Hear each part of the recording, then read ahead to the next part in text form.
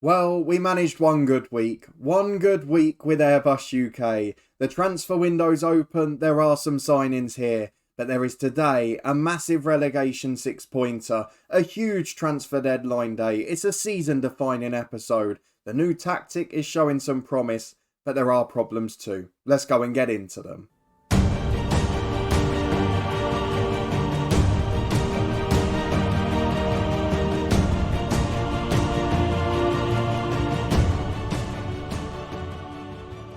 Yes, hello and welcome along to part 6 of the head coach with me, Daniel.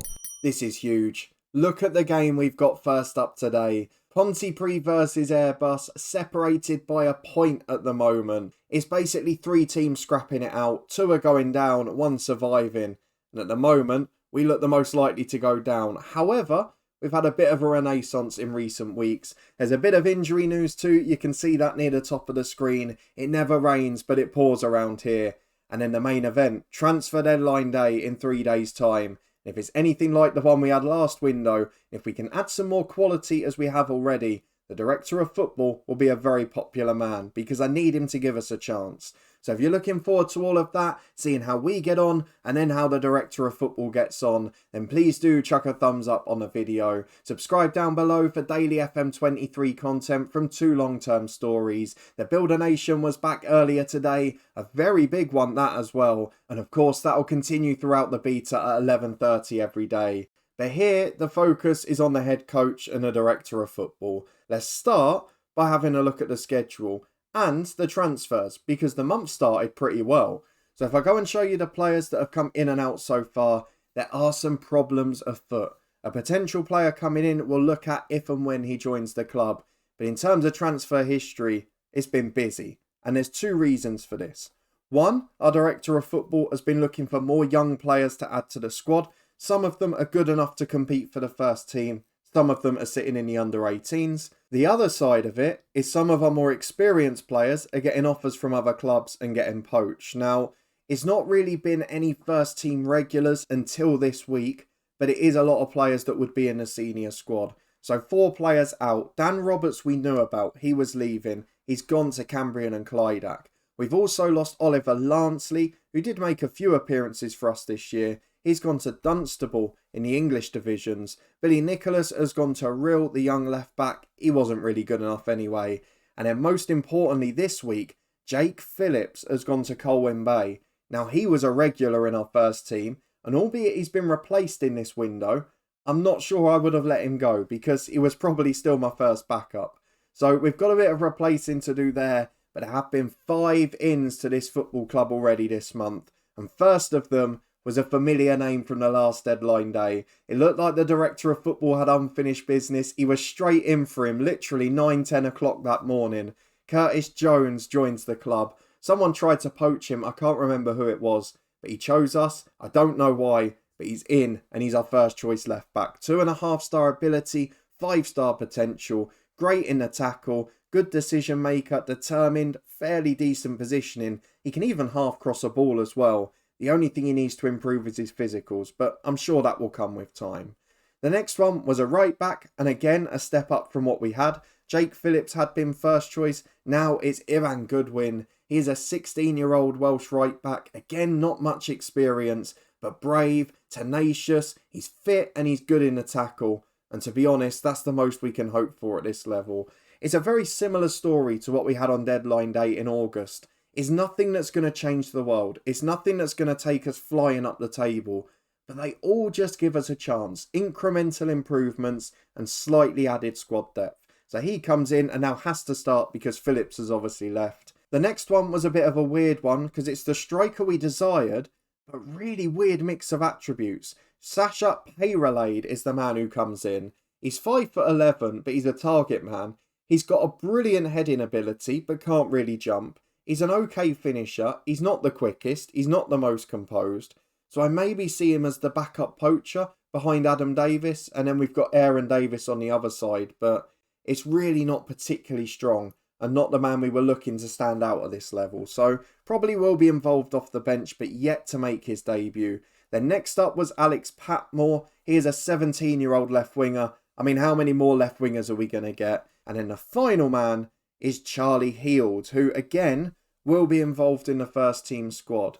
He can play right back and he can play centre back, and he might be an upgrade on Gareth Edwards. Good in the jump, good in the header, okay in the tackle, very good positioning. The rest of his mental stats and his physical stats are appalling. I mean, appalling for a young centre half at this level. But I don't think it's going to be long before he's in the first 11. And that sentence tell you why we're in a relegation scrap. If that player is starting for us regularly, then we don't deserve to stay up, do we? No offence, Charlie. So a busy January already, but we know what deadline day can bring. Plenty of players have rejected us again, but there's a bit of transfer budget. There's 400 quid a week of wages, and there's another young centre-half potentially joining. Again, not very good, but worryingly good enough for our first team squad. And again can jump, so maybe better than Wakona, who is someone who's been involved this year. Before that though, we've got a huge game against Pontypridd, and we're going to have to get into it after some good results without one of our best players. Let me show you why. Because you were with me for that TNS doubleheader the moment we decided we were just going to go for it. And if we went down, we were going to do it in style. Well, we've been a lot better since changing. A 2-2 draw at home to TNS was backed up by a pivotal 1-0 win at Cardiff Met Uni. It has caused some problems. I did manage to break a bit of the mic, which is why I sound slightly different now. We're waiting for the new one to arrive. And I also, in my excitement, managed to break my chair, which is why I'm balancing perilously. But Jake Eyre popped off the bench with a late goal. Then there was a red card. Then Cardiff Met Uni still had time to go through 1-on-1 in the 93rd minute. But we survived it, and that's all that matters. We then put in a really decent display against Aberystwyth in the Cup. Unfortunately, we missed on penalties, and it was a 12th penalty. We got all the way back round to the first taker, and our only man with a double figures attribute managed to miss a penalty. I mean, you can't write it really. The goalkeeper missed the other one, but then saved one. Unfortunately, Craig Currant the villain there. And then because we've had 2 weeks off before the league split, we just played a friendly to build the confidence, but more importantly, to keep the fitness. Unfortunately, a lot of the second tier sides were still in other cups, so we just played the best side that were available, and they gave us a good game. I think they're a third tier side, but we did prevail by 4-2. So into the 6-pointer against Pontypridd. This is going to do a lot to determine relegation. And to be honest, I've just got to think of this from confidence. If we do win today, which is unlikely, we will come out of the relegation zone. And I can't remember the last time we were there. Maybe September. So it does give us a real edge if we can get out now. And maybe it makes us more appealing for transfer deadline day. So through to the tactical meeting we go. Through to today's one and only game. It might not be the main event due to deadline day, but it's going to be huge. Why are 9 changes being recommended? I'm sure most of our first team's fit. Right, I'm not going to make too many changes into this one, but we have had one enforced, and unfortunately, that means a trip to the medical centre, because Sean Granell, the brilliant young midfielder, was improving, was playing well, has torn his knee ligaments in that cup game. He's out for 3 to 4 months. He's about 2 weeks into it. He's going to be out for the most part of this season, and what a shame it is, because our replacements aren't the same level. We brought in Jonathan Munro into centre midfield. He has played well off the bench at times, but this is a very different standard for him. So we'll see how he gets on. The rest of the team basically stays the same. A lot of players in good form, a couple of decisions to bring experience into the team, but largely we know what our best 11 is here. We've got Borg in goal, who's playing quite well despite that penalty miss in the cup. Bailey Owen is back in at right back. He's a right footer, so it might suit him better. He comes in for Goodwin to add a bit of experience. Jones starts on the left, first time on camera. Edwards and Thomason centre half. I thought about Heald, but it's not the right game for it. Crowther back into the holding role for Owen, who played in the cup. Edwards alongside Munro, who's in for the injured Granell. And then the front three has to deliver. It's Craig Curran behind Adam Davis, who's scoring goals for fun, and Jake Eyre. They are the three. I need them to deliver. We've got the new striker on the bench alongside Kerry Davis. Joe Palmer has returned from his loan away at Colwyn Bay. He's on massive money, but he is improving and he's not far from first team level in that holding role, so he might be in before too long. The rest of it, though, is fairly predictable. Please deliver success. I need a big performance today. Well, a little bit of experience in the Pontypridd team, and don't forget, they absolutely battered us last time, despite going down to 10 men. Clayton Green, despite that red card, is back skippering them for this one. So let's get through the dressing room, ask the lads to pick up where they left off. Try and arrest the nerves of Curtis Jones. Please, deliver the performance tonight. Though early doors, we're back with a Pontypridd throw. Just 3 minutes gone. It's a cross into the box. And it's a simple header at the back post. Owen Jones with the finish. It's easy as you like. And that is a disastrous start. After some good performances in recent weeks, we're back to form. And all that hard work you saw last episode against TNS, all that hard work against Cardiff Met Uni, slapped away within the first 5 minutes. It's been their only shot on target. We're still in the game. But it doesn't look good at the moment, does it? Well, their expected goals is 0.04. That's the only shot they've had all game. But we're not really producing anything as Edwards gives it to Thomason. Don't really like them playing across their own goal, but as I said, we're going to go down with a blaze of glory as Adam Davis finds Curran through to Air, has to score, was the hero against Cardiff Met Uni, and is turning into the hero again here. Jake Air gets us back on terms, 10 minutes to half time. Great work from the front three, we know their quality. We've just got to get them in the game a bit more. One shot on target for either side, but our chance, we carved them open. Though despite that, we're back in stoppage time and it's Pontypridd on the front foot, though Edwards nicks it. Clears long downfield towards Davis, knocks it down well. Air's found Munro in the midfield. He's had a quiet game. Chips over to Air though. Was he onside? He's rounded the keeper. Is the flag up? I'm waiting. I'm not celebrating. I am now. 2-1 on the stroke of half time. A massive moment. Munro delivers an assist. He's really stepping up beyond his attributes. And Air, to be fair to him, he doesn't score many. But when he does, they're normally important. So let's go and get through, tell the lads they're capable of more.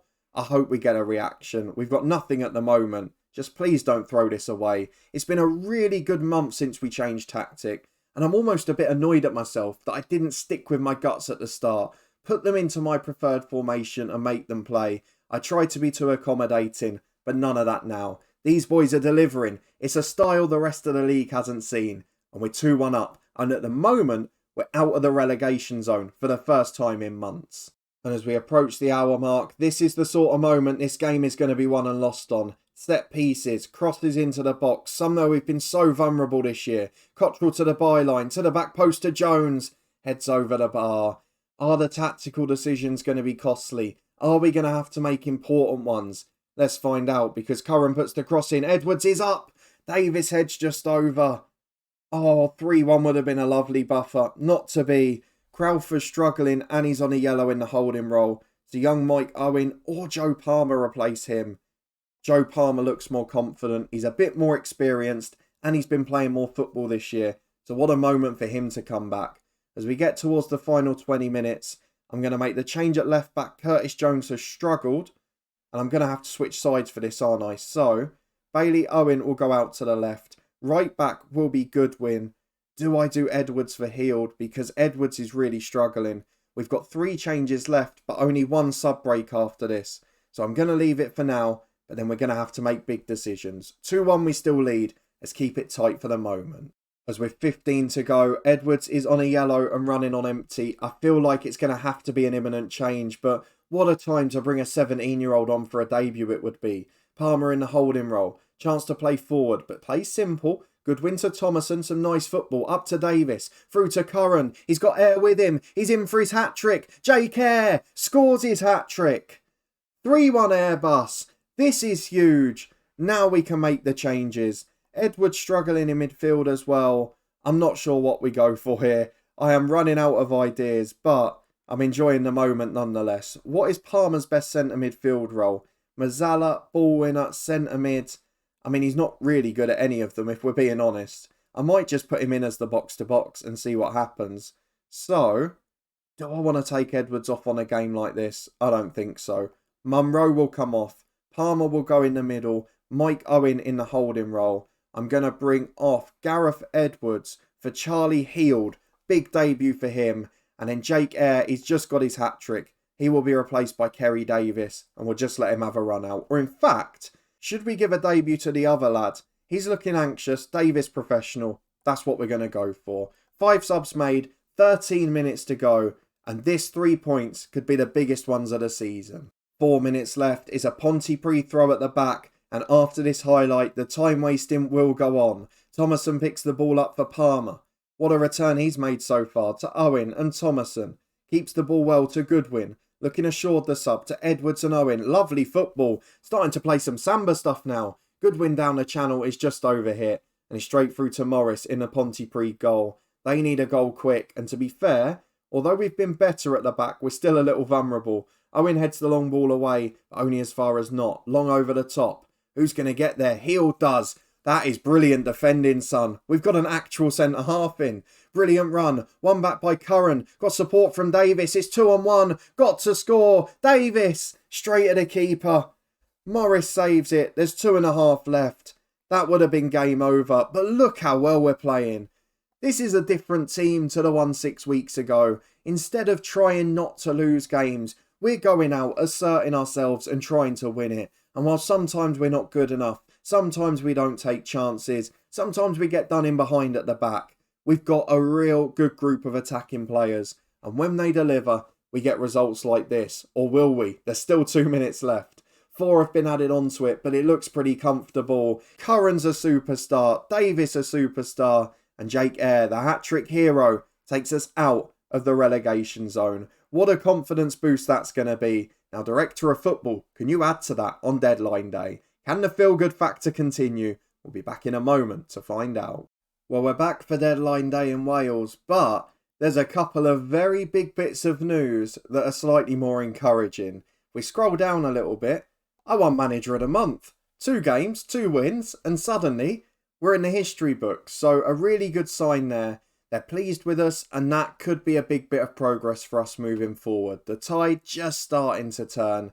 And then further back than that the other centre-half joined. Amari Mason is into the club. He's a good tackler. He's not good at anything else. But with deadline day on the horizon, we'll be hoping for some more additions. First bad news of the day at 10 a.m. No offers in or out yet, but Craig Curran has confirmed that he's discussing his options. He's not willing to sign a new contract, basically, and he's our best striker. And he's our best player in total, actually, so it could be a big problem if he leaves this football club. He's the top paid player. I can see he's wanted already. Just don't let him go today. And we've filed. Their window's open till mid-March. I've got a horrible feeling about that. We go to our inbox, there's nothing happening yet. But there's still, 14 hours to go. I've got faith Liam Thomas will get busy. It took him till lunchtime last window, don't forget. And here he is, going for yet another left back, and it's nearly the end of the day, which does worry me a bit. We're now very overloaded with fullbacks and lack quality in other areas. But Michael Kamara, 2.5 ability, 5-star potential. I mean, he's alright. He's a very solid player, but now our best 2 fullbacks are both left backs, and we've got loads of players that can play there, and not many that can play in others. Any chance of a centre-half? A centre midfielder? Look, you've got plenty of players that you've scouted. I'll take any of them. We've got 6 hours, just over that to go. But I don't think there's going to be any more. Certainly not the fireworks we had last time. You've got to be kidding me. The one thing I talked about this year with recruitment in the favourite features episode is not having 5 or 6 of the same position coming in. He's just signed another left back. This one's not as good. They'll sit in the under 18s. I mean, come on, give me some depth elsewhere. I don't need another player that can play left back. We'll cross our fingers, but this isn't looking good. He worked hard on August deadline day, and he's letting himself down today. Is this seriously a joke? Like, actually, 18-year-old Charlie Mitchell from Darlington is a left back. I mean, you've got to be kidding me. He's the worst of the lot. I don't understand it. It looks like he's actually going to spend a wage on him as well. What are you doing, man? 3.5 hours, and he's given me enough left backs to run the whole league. Let's hope he rejects us and then get me something else, but I'm not holding my hopes up. What a letdown this has been after such a great win. Charlie Mitchell has joined, and I'm genuinely starting to think there's a practical joke here. It's 10:30, and he's gone for another left back. This one apparently can play centre-half. He better be a natural centre-half. Let's have a look. He is, so fair enough. He's not very good. He's not as good as the other 2 that have come in this window. But what's he playing at? What on earth is Liam Thomas doing? We've got an hour and a half to go. There can't be anyone else coming in. And even if there is, they're only going to be a left back, aren't they? But there isn't. The most remarkable deadline day possible has passed. I have no idea how to reflect on it. TNS, to be fair, with their European campaign going so well, they're doing really well in the window. But what on earth happened today? Well, We had 4 left backs come in, nothing else. We also had 2 centre halves come in the week before, a left winger who can't play for us, and 2 other fullbacks in the window. So in total, we've had 10 players in, and 7 of them are fullbacks. I mean, that's hilarious, isn't it? What on earth are we supposed to do with a squad that imbalanced? We gave him praise in August, we're shooting him down today, because after a brilliant month on the pitch, we've been let down by Liam Thomas off it. However, we do finish with some really good news, which is this. We are not in the relegation zone, and I tell you what, I think we play Flint Town next. We're at home to them tomorrow. Can we drag them back into it as well? That would be a really nice position to be in. But don't forget, the league is split now. We're playing the bottom half teams. It's a real opportunity for us to pull away, just as we did with Kefan Druids in FM22. So let's have a look at the schedule for when we're next going to be back. I think maybe the return fixtures against Cardiff Met Uni and Flint Town, somewhere around that region's looking good. But we'll judge it by how close it is and what teams get dragged into the mix this year. If you did enjoy that episode though, chaos from the director of football. Let me know if you've ever had anything like that doing a head coach challenge and a brilliant win on the pitch to lift us out the relegation zone. How much of an important moment can that be? If you're looking forward to finding out, then please do add a thumbs up and subscribe for daily FM23 content. We'll be back in the morning at 11:30 with our Build a Nation from Distillery. And in this one, we'll be back at the same time tomorrow with a bit more fun from Welsh football. Fingers crossed we can edge away from the relegation mix. We've got a lot of those bottom sides at home coming up, and we've got to take advantage. All the other key playlists and the Twitch channel above my head now. Links to everything else in the description below. But above my head now is the Build a Nation save. Check that out in the meantime if you haven't already. And I'll see you back here tomorrow afternoon for more fun with Airbus UK.